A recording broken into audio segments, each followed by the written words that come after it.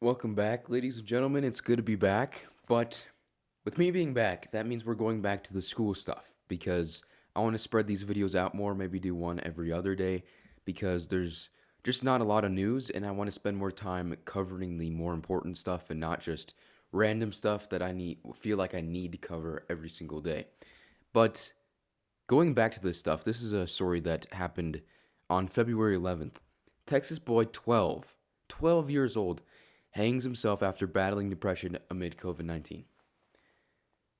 12-year-olds are doing this. And there's tons and tons of stories of this, so it's not just like one kid. No. Likely, actually, your kid might be having a tough time as well. And a lot of these kids will write notes to their parents before they kill themselves saying, I did this because I couldn't see my friends. Because the teachers and the teachers' unions decide to lie to you and to do sick outs all the time, which is this new thing they've been doing recently, where they all call in sick, even though they're not, just to skip school, and they'll still get paid. They'll still get paid while your kids kill themselves. But the real story today is from Christopher Rufo, again, because he has these big stories. A lot of people send him these big stories, and it's great to see. Scoop: a Philadelphia elementary school forced fifth graders to celebrate Black communism and simulate a Black Power rally to free Angela Davis from prison. I've obtained exclusive whistleblower documents and photographs from the school. Here's the story.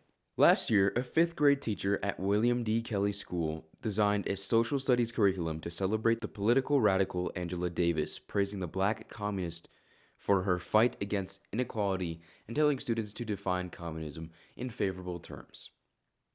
So if you want any other reason, I've been having a tough time with this because I go back and forth between saying we need to open up schools and send our kids back to schools, and that means private and public.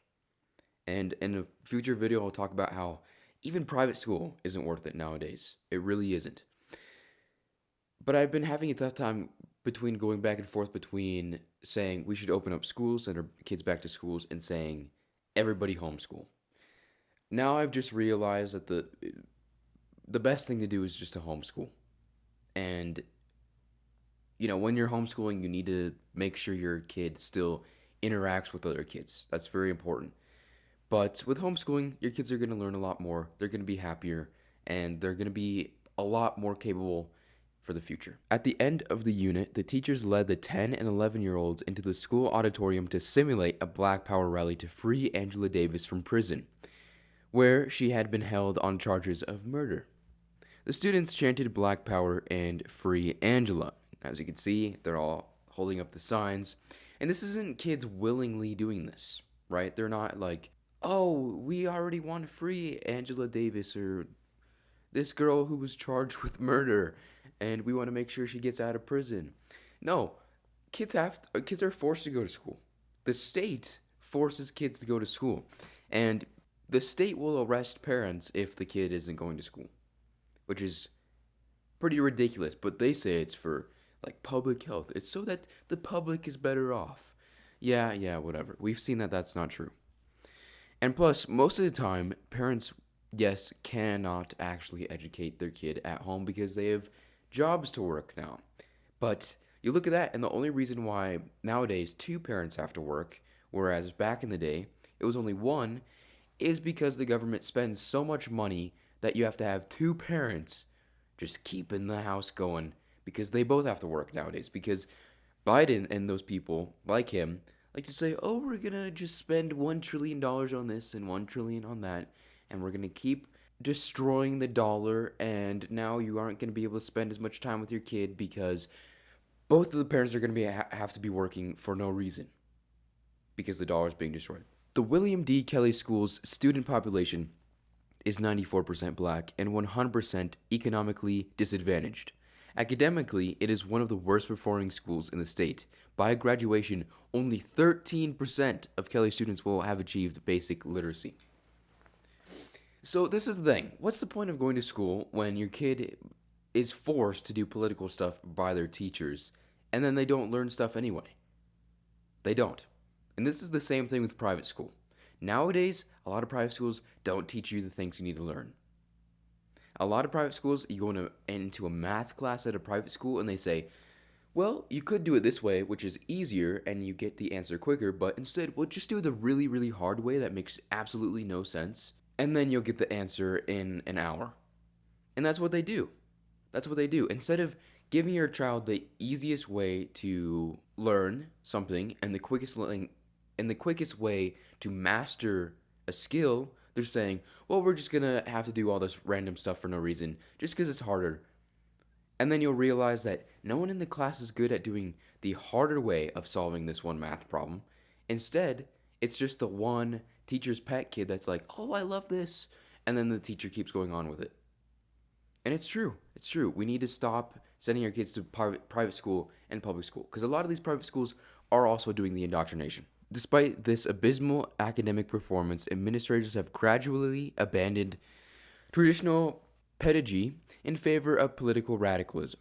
They recently commissioned murals of Angela Davis and Huey P. Newton, who represents the Communist and Black Panther revolutionary movements. In recent years, the entire Philadelphia school system has embraced the philosophy of anti-racism.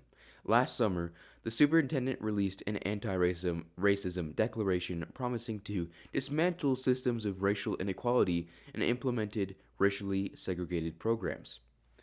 That's what they do. They're like, okay. And I saw this at a private school. They're called affinity groups, where they separate the kids based on their race, and then they say, it's so diverse. You have this all-white group, and then you have this all-black group, and then you have this all-Hispanic group. They're segregating kids and then saying, well, we're being anti-racist and very diverse. And we're also teaching your kids to be radicals. And they're also not learning anything, therefore they can be little soldiers for our cause. And we're screwing over your kids. You're welcome. The local teachers union produced a video denouncing the United States as a settler colony built on white supremacy and capitalism, which has created a system that lifts up white people over everyone else.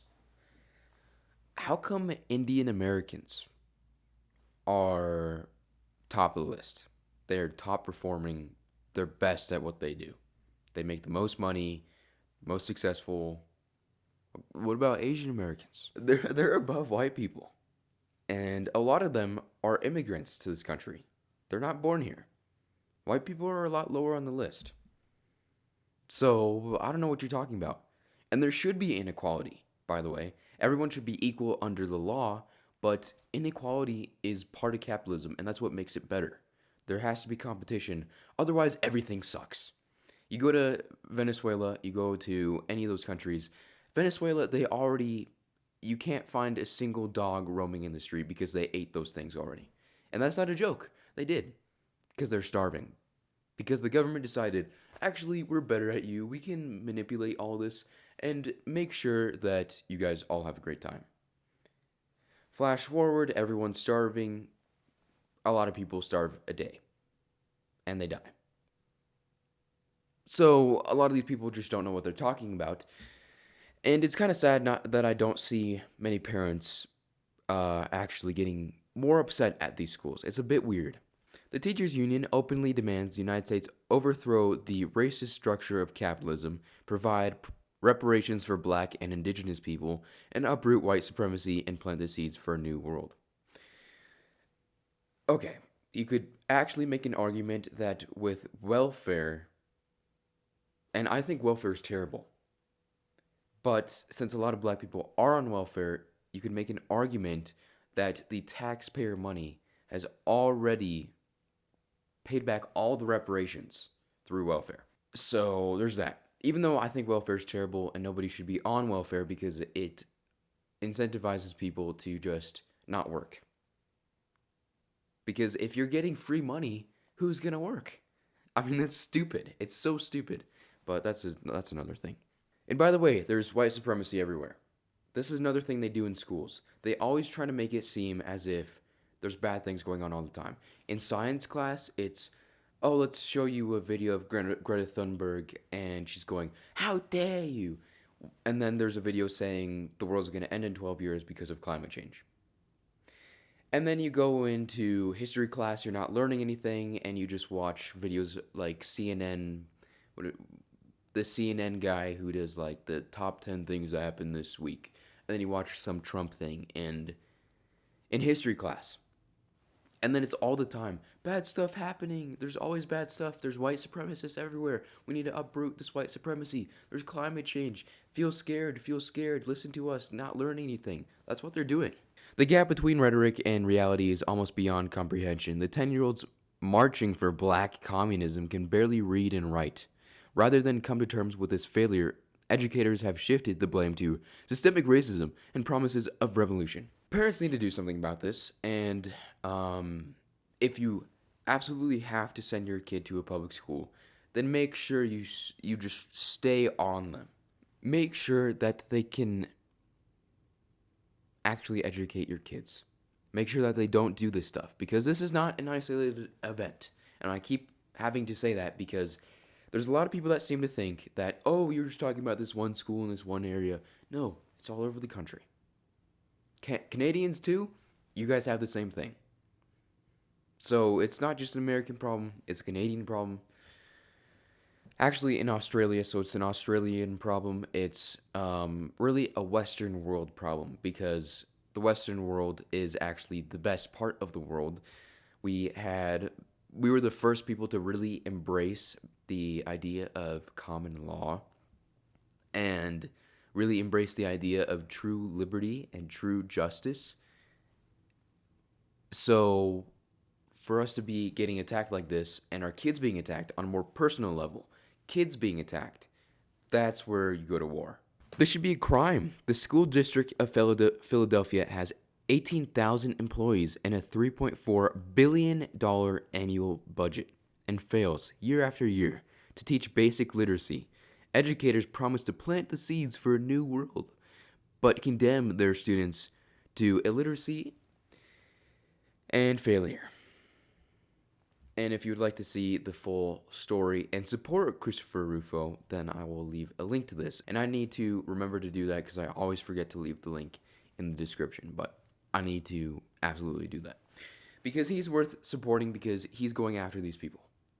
And that's really the main thing. When people go after kids, that's where you go to war. And this is war against these teachers who think it's okay to just screw over a kid because it's my cause. I love black communism, so I'm just going to screw over your kid. You're welcome. And I still get paid. I can do sick outs and not go to school and pretend to be sick, and I'll still get paid. Screw you. I'm still getting paid. And I'm advancing my cause. So, moral of the story is, don't send your kids to private school or public school.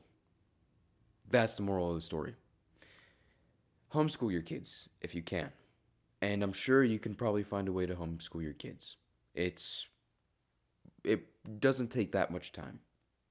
But if you absolutely need to, like I said, if you need to send your kid to a public school, then make sure that they're not doing this stuff. Absolutely make sure of that. But thank you guys for watching. This is just insane, and I have more stories like this, so I'll see you guys next time. I hope you enjoyed that video. I also have a Teespring store, by the way. I just made this. It says, do what is right, and it just has George Washington right there above telling you to do what is right when the time comes. Also, don't forget to like, subscribe, turn notifications on, and share to make sure that 100, if not thousands of people get this important information every single day. And definitely subscribe, because YouTube has been unsubscribing a ton of people. I have barely been gaining any subscribers, and it's hard to find any of my videos nowadays because of the YouTube censorship, and this has happened to many other channels like it. So thank you guys so much for watching, and I'll see you guys next time.